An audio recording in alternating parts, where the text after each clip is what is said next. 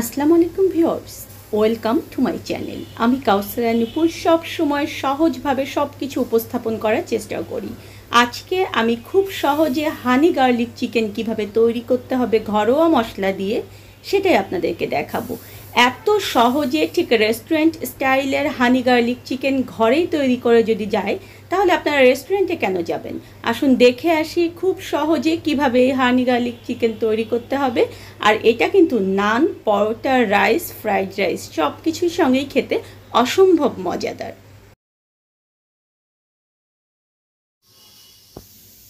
হানি garlic chicken করার জন্য দেখুন যে আমি এখানে চিকেন নিয়েছি 500 গ্রাম, আর চিকেনগুলো কিন্তু আমি বোনলেস চিকেন নিয়েছি।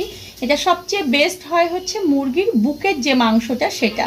আর এটা আমি কিন্তু একটু পাতলা করে স্লাইস করে নিয়েছি, কারণ যখন পাতলা করে স্লাইস করবেন তখন দেখবেন যে এই চিকেনটা অনেক বেশি ক্রিস্পি হবে একেবারে ভিতর থেকে।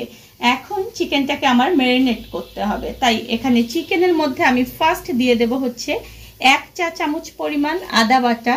আমি এখানে দিয়ে দেব 1 চা চামচ পরিমাণ রসুন বাটা। এটা কিন্তু মশলা চলে গেল। লবণটা আপনারা ঠিক আপনাদের টেস্ট অনুযায়ী দেবেন। আমি এখানে 1 চা চামচ পরিমাণ লবণ দিলাম, কারণ এখানে সয়া সস পড়বে, আর সয়া সসে কিন্তু অনেক বেশি পরিমাণে লবণ থাকে, তাই অবশ্যই কিন্তু একটু বুঝে শুনে দেবেন। 1 টেবিল চামচ পরিমাণ সয়া সস আমি এখানে দিয়ে দিচ্ছি। এখানে ডার্ক সয়া সস বা লাইট সয়া সস, যে কোনো সয়া সস আপনারা ব্যবহার করতে পারবেন। আমি এখানে প্রাণ কোম্পানির দেখুন যে সয়া সস ব্যবহার করেছি। আপনারা যে কোনো কোম্পানি ভালো ব্র্যান্ডের সয়া সসই এখানে ব্যবহার করতে পারবেন। আর এখানে আমি দিয়ে দেব 1 টেবিল চামচ পরিমাণ হোয়াইট ভিনেগার।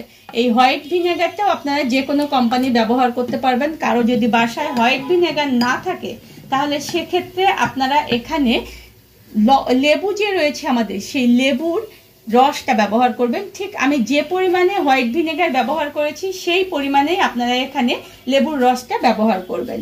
গোলমরিচের গুঁড়ো এখানে আমি দিয়ে দেব 1 টেবিল চামচ পরিমাণ। এটা কিন্তু এই জন্য একটু বেশি দিচ্ছি, কারণ এখানে কিন্তু আমি কোনো রকমের মরিচ ব্যবহার করব না। এই রান্নাটাই কিন্তু মরিচ ব্যবহার হয় না। এখন এখানে আমি দিয়ে দেব হচ্ছে 2 টেবিল চামচ পরিমাণ কর্নফ্লাওয়ার। সবকিছু দিয়ে একটু ভালোভাবে এটাকে মেখে নিতে হবে। কারো যদি হাতে বেশি সময় থাকে তাহলে অবশ্যই আপনারা এটা বেশি সময়ের জন্য ম্যারিনেট করে রাখবেন, আর যদি সময় কম থাকে তাহলে কমপক্ষে 15 থেকে 20 মিনিট এটাকে মেখে রেখে দেবেন। তাহলে দেখবেন যে খুব সুন্দরভাবে মশলাগুলো মাংসের একেবারে ভিতর পর্যন্ত ঢুকে যাবে। 15 মিনিট দেখুন যে আমার হয়ে গিয়েছে। এখন একটু মাংসগুলোকে এভাবে নেড়ে চেড়ে নেবেন, যাতে করে নিচের মশলাগুলো যেগুলো একেবারে চলে যায় সেগুলো সবখানে এরকম করে লেগে যায়। আমি একটা বাটিতে দেখুন যে 3 টেবিল চামচ পরিমাণ কর্নফ্লাওয়ার এবং 3 টেবিল চামচ পরিমাণ ময়দা একখানে মিলিয়ে নিয়েছি। আপনারা যদি কেউ চান তাহলে পুরোটা কর্নফ্লাওয়ার নিতে পারবেন, আবার পুরোটা ময়দাও নিতে পারবেন। এখন এর মধ্যে আমি 1/4 চা চামচ দেখুন যে গোলমরিচের গুঁড়ো দিয়ে দিলাম, আর খুবই অল্প পরিমাণে 1 চিমটি পরিমাণ এখানে আমি লবণ দিয়ে দিলাম। দিয়ে এটাকে একটু মিলিয়ে নিচ্ছি, তাহলে কিন্তু খেতে অনেক ভালো লাগে। কারণ উপরের কোটটাতে যদি আপনি কোনো রকম লবণ না দেন তখন কিন্তু খেতে একদম ভালো লাগবে না। এখন একটা একটা করে মাংসের টুকরো এভাবে নিতে হবে এবং এটাকে ভালো করে দুই পাশে এভাবে ভরাতে হবে এবং রাখতে হবে। তাহলে দেখবেন যে একবারে ভাজার সময় আমাদের কিন্তু অনেক সুবিধা হয়ে যাবে। আর একটু চেপে চেপে এভাবে লাগিয়ে নেবেন, তাহলে কোটটা অনেক বেশি সুন্দর হবে এবং এই যে চিকেনটা এটা কিন্তু খুব সুন্দর ক্রিস্পি হবে। সবগুলো চিকেন দেখুন যে আমি কোট করে নিয়েছি। এখন চলুন এগুলোকে আমরা ফ্রাই করতে চলে যাই। চিকেনগুলো ফ্রাই করার জন্য এখানে আমি তেল দিয়েছি, আর তেলটা কিন্তু খুব বেশি গরম করা যাবে না, তাহলে কিন্তু আমাদের চিকেনগুলো একেবারে ভিতর থেকে ক্রিস্পি হবে না। একেবারে ঠিক দেখুন যে একটু গরম হবে হালকা, ঠিক এই অবস্থায় আমি চিকেনগুলোকে দিয়ে দেব, আর এগুলোকে একেবারে লো আঁচে আমি ক্রিস্পি করে ভাজবো। চিকেন কিন্তু অবশ্যই এভাবে লো আঁচে একটু ধৈর্য ধরে 10 থেকে 12 মিনিট ধরে এভাবে একটু নেড়ে চেড়ে উল্টিয়ে পাল্টিয়ে একেবারে ক্রিস্পি করে ভেজে তুলে নেবেন। আর দেখুন যে চিকেনগুলো কতটা সুন্দরভাবে ক্রিস্পি হয়েছে এবং খুব সুন্দর একটা কালার চলে এসেছে। এখন বাকি আমার যে চিকেনগুলো রয়েছে সেগুলোও আমি ঠিক সেম প্রসেসে ভেজে তুলব। দ্বিতীয়বারের চিকেনগুলো দেখুন যে আমি একেবারে খুব সুন্দর করে ভেজে নিয়েছি। এখন এগুলোকেও আমি তুলে নেব। আমি কিন্তু দুইবারে চিকেনগুলোকে ভেজে নিলাম। অবশ্যই কিন্তু এগুলো দেখবেন এমনভাবে দেবেন যাতে করে একটার গায়ের সঙ্গে আরেকটা লেগে না যায়। এখন চুলায় দেখুন যে আমি একটা কড়াই উঠিয়ে দিয়েছি, আর এখানে আমি 1 টেবিল চামচের মতো বাটার দিয়ে দিচ্ছি। এই বাটারের বদলে আপনারা কিন্তু এখানে তেল ব্যবহার করতে পারবেন, আর বাটার কিন্তু খুব সহজেই ঘরে তৈরি করা যায়। আমার চ্যানেলে দেখবেন যে কিভাবে বাটার তৈরি করতে হবে, তার কিন্তু একটা ভিডিও রয়েছে, আমি ডেসক্রিপশন বক্সে সেটার লিংক আপনাদেরকে দিয়ে দেব। আর এখানে আমি 2 টেবিল চামচের মতো রসুন কুচি দিয়ে দিচ্ছি।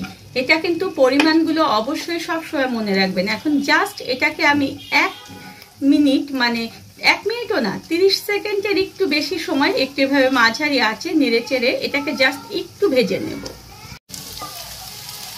একটু দেখুন যে আমি এটার কালার হালকা চেঞ্জ করেছি, দেখুন যে খুব বেশি কিন্তু চেঞ্জ করবেন না।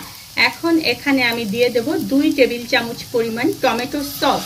এই টমেটো সসটা কিন্তু আমার ঘরে তৈরি করা টমেটো সস, ডেসক্রিপশন বক্সে আমি সেটারও লিংক দিয়ে দেব।